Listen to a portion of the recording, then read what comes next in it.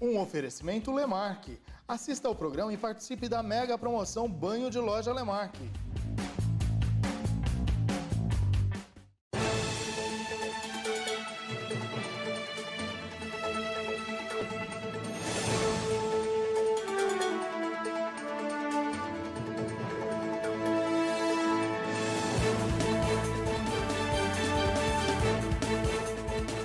Bom dia! Começa agora o programa Vítimas da Lei, o programa criado para defender os injustiçados. Comigo, Marco Batista, acompanhado do meu mestre em Direito, Pietro Delova.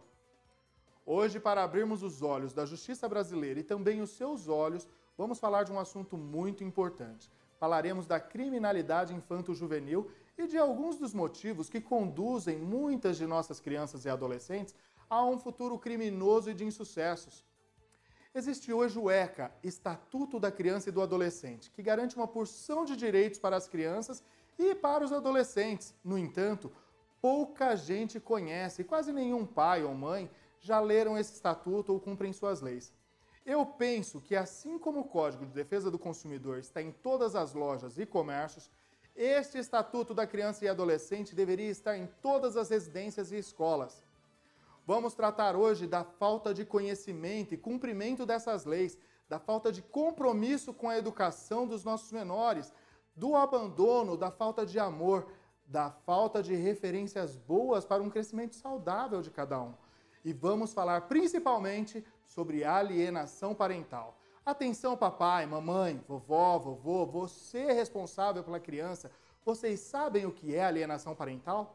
Talvez isso esteja acontecendo aí na sua casa, com o seu filho ou com você, e você não se deu conta disso ainda. E antes do comercial, vou falar agora da promoção que você tem que participar. Promoção Banho de Loja Lemark. Eu só uso Lemark. Para você participar, tem que ficar ligado no nosso programa. Em cada bloco irá aparecer um número.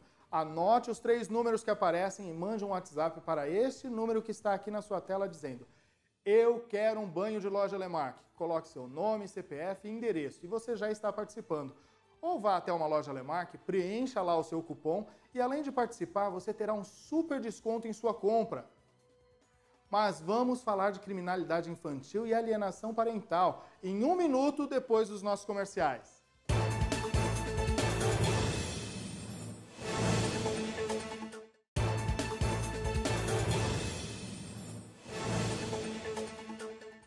E estamos de volta para falar deste caso tão delicado, mas antes eu tenho um recado muito importante para dar. Aqui, no particular, tem político aí que ficou todo revoltadinho com uma denúncia que nós colocamos no ar aqui a semana passada. Eu quero dizer o seguinte, Excelência, eu vou continuar mostrando as denúncias que eu receber, dou a quem doer, seja de onde for. Aliás, essa semana eu recebi muitas denúncias das cidades da região. Fiquem atentos. Nós só não colocamos no ar porque estamos checando a veracidade de cada denúncia. Mas tem muita sujeira para mostrarmos aqui. Eu não ia falar não, mas já falei. Pode esperar, porque tem muito mais. Voltando agora para a criminalidade infantil, muita gente fala hoje da redução da maioridade penal. Eu já fui até a favor disso, mas refletindo e estudando melhor sobre o caso, eu pensei, se os presídios do país, que já são uma porcaria, já não comportam os adultos que lá estão, como é que vão prender estes menores? Se uma cela que cabe 5 pessoas, hoje está entupida com cerca de 30 presos. Se uma lei dessa é aprovada, as celas ficariam com 50 ou mais presos. E o pior, os menores aprenderiam com os criminosos mais experientes e sairiam de lá, dessa escola do crime, verdadeiros monstros. Você sabia que 2 entre cada 3 menores infratores são filhos de pais separados e normalmente com problema de alienação parental? Quando a mãe não deixa ver o pai, ou o pai não deixa ver a mãe, ou um coloca o filho contra o outro. O Marquinhos esteve na Fundação Casa e olha a informação que ele nos traz. Pois é, Marco, eu estou aqui em frente à Fundação Casa e um estudo realizado pelo Ministério Público ano passado revela que 2 a cada 3 internos não têm a figura paterna dentro de suas casas. Esse estudo foi feito com 1.500 internos entre 12 e 18 anos. Volto com você, Marco. Ou seja, se pai e mãe fizessem a sua parte, soubessem cumprir com suas obrigações, dando carinho e educação para os seus filhos, teríamos 2/3 desses menores com um futuro melhor garantido. Proibir pai e mãe de dar carinho, de acompanhar o crescimento do filho, dá nisso aí. Ninguém substitui pai ou mãe verdadeiros, não. Por isso, tem tanta gente com mais de 30 anos querendo conhecer o pai ou a mãe biológica. Aí o menor cresce sem referências nenhuma de quem o colocou no mundo, de quem deveria amá-lo, de quem deveria dar bons conselhos, de quem deveria acompanhar o seu crescimento, seus estudos. Por isso, vão procurar referências em pessoas erradas, em amigos, em marginais. Deveriam haver leis mais severas para quem abandona e para quem aliena crianças contra seus genitores. Os juízes deveriam obrigar a guarda compartilhada a todos os pais que se separam e impedir que essas crianças sejam usadas como armas nas brigas dos casais. E eu vou fazer um intervalo de 1 minuto e volto para falar de pais e mães que têm lutado na justiça para ter o direito de visitar regularmente seus filhos e acompanhar o crescimento deles, mas são impedidos por quem detém a guarda da criança. Já voltamos, não saia daí!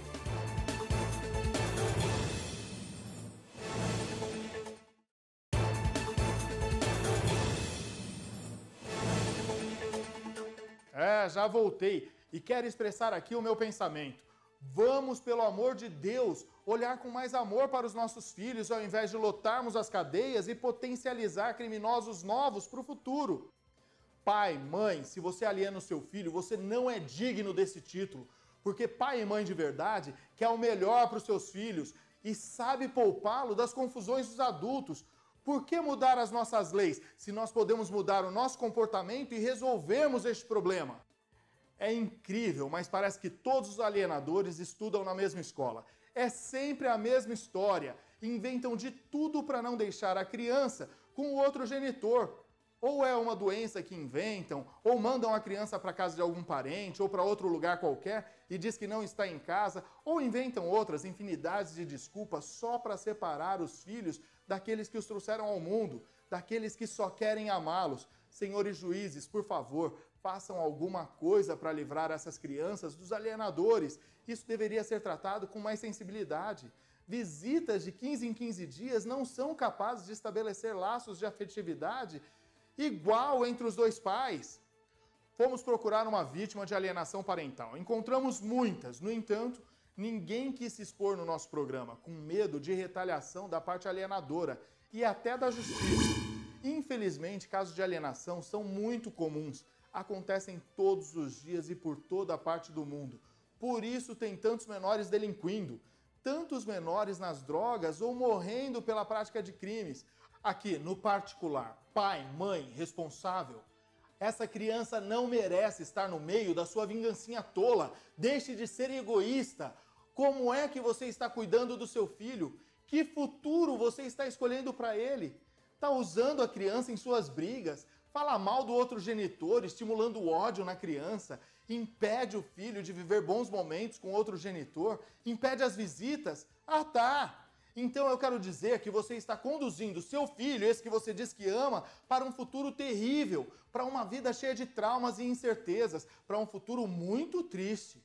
Depois, quando ele estiver no crime ou nas cracolândias da vida, não diga que ele tinha tudo e agora você não sabe por que ele entrou nessa, você tendo dado de tudo para ele. Isso mesmo, o que acontecer com ele, a culpa é sua, porque você negou o carinho e a convivência que ele merecia e o distanciou de quem ele deveria amar e ser amado por essa pessoa. Eu não queria falar não, mas já falei. É isso, nenhuma das pessoas que nós encontramos que sofrem de alienação parental quiseram gravar entrevista por medo de alguma retaliação, ou da pessoa que aliena, ou mesmo da justiça. Eu estou aqui com a psicóloga judiciária Nádia Cristina Rodrigues, que vai nos explicar um pouco sobre alienação parental. Não é isso, Nádia? Isso mesmo, Marcos.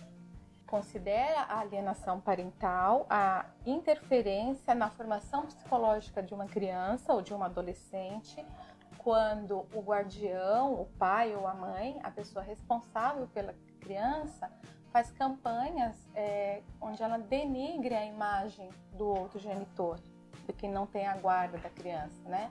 Principalmente quando ela começa a dificultar as visitas, dificultar o convívio da criança com o pai ou com a mãe, né? Dificultar o convívio da criança com o outro genitor. ela incute na criança falsas memórias, é como se ela fizesse uma lavagem cerebral na criança. Ela vai fazer com que a criança tenha imagens de coisas que não aconteceram, mas que ela vai acreditando que são verdade. Agora eu te pergunto, Nádia, isso hoje é comum entre casais que se separam? A alienação parental é comum entre as pessoas? Eles usam os filhos para ofender ou para, de alguma forma, atingir a outra pessoa? Isso é muito comum. Existem um número muito grande de processos onde existe o genitor fazendo alienação parental. Normalmente é a pessoa que fica com a guarda da criança. Sim, normalmente é a que fica com a guarda da criança. E que também não quer dizer que seja o pai ou a mãe, pode ser os avós também, a pessoa que está com a guarda que aliena a criança.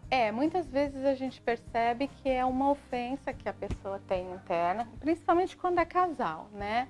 Ou quando é, no caso, avós ou um tio que está com a guarda, é pelo medo mesmo de perder a criança, né? Ele está disputando o amor daquela criança com a pessoa, com o genitor, né? Com o genitor. Essa lei que você citou, de 2010, ela tornou a alienação parental crime? Sim. Como é que se resolve a alienação parental hoje dentro do judiciário? Olha, quando é muito perceptível a alienação parental e a gente percebe, nós como psicólogos, assistentes sociais, a gente faz a avaliação e a gente percebe que a criança está sendo prejudicada com essas atitudes, muitas vezes acontece a inversão da guarda. Ou seja, o alienador perde a guarda da criança. Perde a guarda da criança. Essa seria a punição mais lógica, porque também se prender o alienador, a criança fica novamente sem o carinho de uma das partes. Então, é uma punição, mas que ao mesmo tempo ela tem dois lados, né? Porque a criança também sofre muito, né? Eu acredito que a criança seja a maior vítima dessa situação. Sempre é a criança, porque ela é a última a ser olhada nessas disputas. Psicologicamente, para a criança, quanto isso afeta e até que idade afeta a criança a alienação parental, Nádia? Afeta sempre, né? Afeta desde pequeno até adolescente e até adulto, né? Os nossos vínculos com os nossos pais são muito fortes, né? A forma como a gente internaliza a figura da mãe e do pai é muito importante para a constituição da pessoa, para o nosso desenvolvimento. Até para o sucesso pessoal? Muito. Você acredita que a alienação parental contribui muito para que esses menores entrem no crime? Sim, contribui muito. A nossa incapacidade de internalizar uma figura paterna saudável, uma figura paterna que também nos estruture, ela faz com que a gente tenha uma tendência aos vícios, né? Alcoolismo, droga, jogo, nos vícios de um modo geral. Interessantíssimo. Agora, para finalizar, Nádia, eu quero saber, hoje, como é que uma pessoa pode identificar que o seu filho está sendo alienado pela outra parte? Essa identificação ela é bastante complicada, né? E precisa existir vários elementos que a gente avalia junto. Por exemplo, quando a criança fala mal do pai ou da mãe, né? Sem ter uma justificativa para isso. Então, ela pode dizer, por exemplo, o meu pai é uma pessoa muito má, com muita convicção. Aí, quando você pergunta para ela, mas por que você diz isso? Ela não tem fundamento. E existem pessoas que alienam sem perceber que estão alienando? Existem sim. O ato da alienação, ele é mais forte do que a própria pessoa. É quase como uma compulsão. O ódio é tão grande, assim, a ferida narcísica mesmo, por exemplo, num caso de uma dissolução de um casamento, quando é muito dolorido, quando é muito marcante para a pessoa, ela começa a fazer isso de uma forma, às vezes, inconsciente. Nádia, muito obrigado pelos seus esclarecimentos. Eu tenho absoluta certeza de que ajudou muita gente que está nos vendo em casa e eu espero encontrá-la outras vezes. Obrigada, o prazer foi meu. E o professor Pietro está se preparando para nos orientar juridicamente sobre alienação parental. Não é isso, mestre? Salve, amigas e amigos. Você sabe o que é alienação parental? Esse é o assunto que nós vamos discutir. Não saia daí. Voltamos em 1 minuto.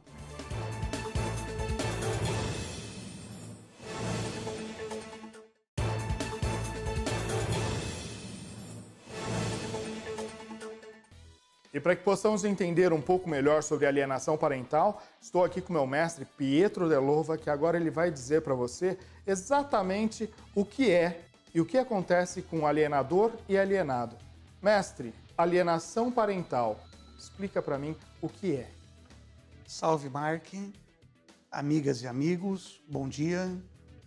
Alienação parental é o processo pelo qual a imagem, a dignidade, a relação de um genitor vai sendo pouco a pouco minada, destruída, desconstruída, ruída por conta de alguns parentes próximos da criança e também dos seus genitores.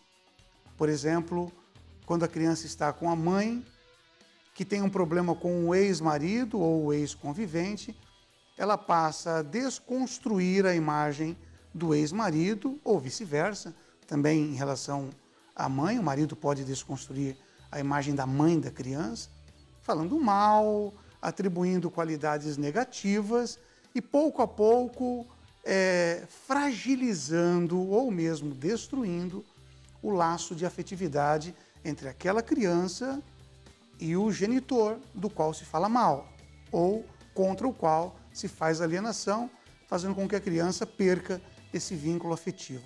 É principalmente o vínculo afetivo que é atingido pelo processo de alienação parental. A maior vítima disso, então, pelo que eu entendo, é a criança. A criança... A tua pergunta é muito boa. Ela é a maior vítima. Talvez não seja a única vítima. Embora a alienação parental seja pensada em função dela, é óbvio que existe um elemento de paternidade, um elemento de maternidade, que também é violado, que também é atingido. Em outras palavras, em palavras mais simples, o pai, ele também quer ser pai. E na medida em que há um distanciamento do seu filho, porque alguém fala mal de si, esse pai, ele também sofre, ou essa mãe também sofre. Embora a criança seja a mais afetada, a mais atingida, há também, digamos, um desdobramento, uma repercussão em relação ao pai e à mãe. E me diga uma coisa, mestre, na questão de o alienador, quando uma pessoa denuncia um alienador, ele pode sofrer alguma consequência? Antes de mais nada, é importante sabermos quais são as pessoas que podem ser alienadoras, né? Além dos pais da criança, sobretudo aquele que fica com a guarda da criança, temos a figura dos avós, temos a figura dos tios ou de quaisquer pessoas que estejam transitoriamente com a guarda daquela criança. Ou seja, quaisquer pessoas que tenham um contato com a criança e que passem a usar esta proximidade para destruir a imagem daquele outro genitor. Isso ocorre muito quando há desfazimento das relações matrimoniais. Às vezes a família assume, digamos, essa briga para si, quando essa briga não é dela, esse conflito não é dela. O conflito é entre o marido e a mulher ou entre os conviventes. Mas é muito comum que famílias pouco esclarecidas, sem muita sensibilidade, sem muita informação, passem a destruir o ex-genro ou a ex-nora por intermédio da criança, sem se aperceberem que, na verdade, a criança está sendo fragilizada e que essa fragilização será carregada por muitos anos da sua vida. Ele vai possivelmente reproduzir isso em outras relações futuras. Na segunda parte da tua pergunta, quando se percebe que há uma alienação, sobretudo quando existe um processo em curso, o juiz, recebendo essa informação e sabendo desta alienação, ele deve tomar algumas medidas com muita prudência, com muita sabedoria. A ideia nunca é ferir o outro ou modificar o referencial da alienação. Ou seja, era o marido antes, agora vai ser a mulher. O juiz tem que ter essa cautela. Às vezes a cautela vem, por exemplo, modificando-se a guarda exclusiva para uma guarda compartilhada, impondo uma multa, né? Estabelecendo um domicílio fixo para essa criança, pois uma das formas de alienação é fazer com que essa criança mude de endereço constantemente, dificultando o acesso do genitor ou da genitora às visitas, dificultando as visitas, né? Então o juiz pode determinar um endereço fixo para o seu domicílio. Interessante. Então, a criança pode sofrer essas consequências para o resto da vida.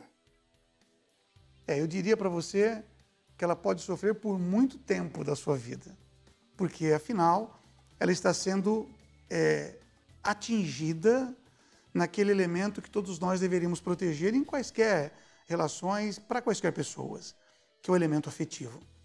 O afeto é um valor de convivência e um valor jurídico, né?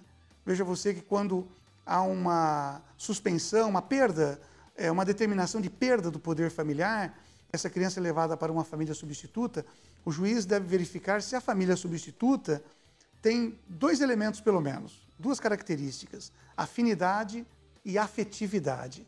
Então, a afetividade, essa relação boa entre as pessoas, é o que dá sustentação para o meu eu enquanto um corpo, para o meu eu enquanto um emocional, uma alma, se quisermos a expressão alma, e para o meu eu enquanto intelectual, criatividade, e para as minhas relações interpessoais, porque eu sou tudo isso ao mesmo tempo. Eu sou um corpo, eu sou uma alma, eu sou uma intelectualidade, um espírito, e sou as minhas relações interpessoais. Quando eu sofro uma violência no meu elemento afetivo, a falta desta relação ou o prejuízo nesse elemento me leva por muito tempo a viver alguma dificuldade. Eu não direi para o resto da vida. Acho que o resto da vida seria talvez quase uma punição dura demais para essa criança. Mas por muito tempo ela vai ter dificuldade. É diferente da criança que é criada com amor, com afeto. Aliás, quaisquer seres da natureza dependem de afeto, dependem de carinho, dependem de apreço. Sobremodo, o ser humano, pois é dele que estamos falando aqui, mas se eu quisesse, poderia citar os nossos animaizinhos, as nossas flores, enfim, tudo aquilo que tem vida depende desta liga de carinho e de afeto. As relações humanas, elas só subsistem a partir do afeto. Eu não sou um ser solitário, eu dependo do outro. E o outro pressupõe meu pai e minha mãe, aquelas pessoas das quais eu terei uma referência para a minha vida. Muito obrigado, mestre, pelos seus esclarecimentos. E eu penso que viver com amor é a melhor forma que tem. Então a pessoa vetar uma criança de ser amado por outro não é uma atitude inteligente. Mas muito obrigado pelos seus esclarecimentos. E na semana que vem nós traremos mais esclarecimentos para os nossos telespectadores. Isso mesmo, Mark, amigas e amigos. Até sábado que vem. Continuamos a nossa luta a favor dos injustiçados e por um Estado de Direito.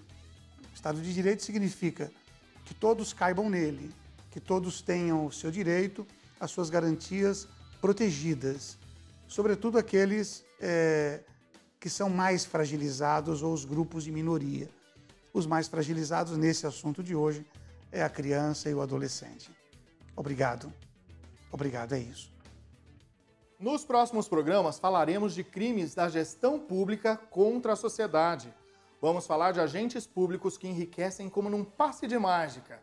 Vamos tentar saber como eles conseguem essa façanha. Você não pode perder. É isso aí. Por hoje é só. Um maravilhoso final de semana para você. E se quiser enviar uma denúncia, envie um e-mail relatando o seu caso, que o programa Vítimas da Lei está aqui para defender você. Até o próximo sábado.